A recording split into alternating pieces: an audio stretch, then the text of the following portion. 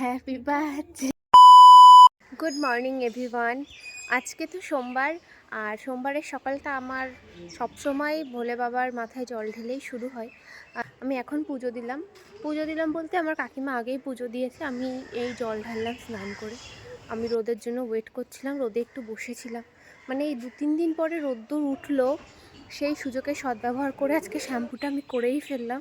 কবে থেকে ভাবছি শ্যাম্পু করবো, বাট রোদ উঠছে না বলে আমি শ্যাম্পু করতেও পারছিলাম না, কারণ আমার বীভৎস ঠান্ডা লেগেছিলো। এখন এই জল ঢেলে এই রোদের দিয়ে মানে রোদ দিয়ে একটু হেঁটে বেড়াচ্ছি রোদের মধ্যে। আজ সকালবেলায় ব্রেকফাস্টে আমি আর বাবা মিলে বানাচ্ছি আলুর পরোটা। যতবার আলুর পরোটা বাড়িতে বানিয়েছি ততবারই অসাধারণ খেতে হয়েছে। কোনো নতুন ক্লাসে উঠছে তো ও নতুন ব্যাগ আর জলের বোতল ম্যাচিং করে কিনেছিল, সেটাই আমাদেরকে দেখাচ্ছিল, আর দুটো না ভীষণই সুন্দর ছিল। তারপর আমরা একটু বাজারে কেনাকাটা করতে গেছিলাম, কেন একটু পরেই বুঝবে। বাটার চিকেন ফ্রাই কে করেছে? পাপা। কাকা? হ্যাঁ। বাবা, আমি কাকার হাতের প্রথম রান্না খাচ্ছি, বুঝলি?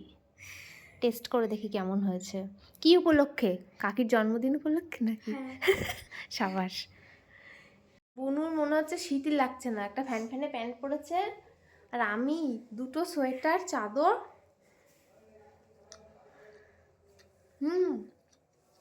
ভালো, ইয়ের মতন, অনেকটা তান্দুরি মতন। হ্যাঁ, একটু পোড়া পোড়া টাইপের না। কারণ আজ আমার কাকিমার জন্মদিন আর সমস্ত অ্যারেঞ্জমেন্ট বুনু করেছে। বুনু আজকে কাকার সাথে গিয়ে কেক এনেছে। এই যে কাকি যেই কাফতানটা পরে আছে এটাই কিনতে গেছিলাম, এটা বুনুর তরফ থেকে কাকিকে দেওয়া গিফট। আর ও এত ছোট হয়ে এত কিছু যে অ্যারেঞ্জ করেছে এটাই সবথেকে বড় ব্যাপার।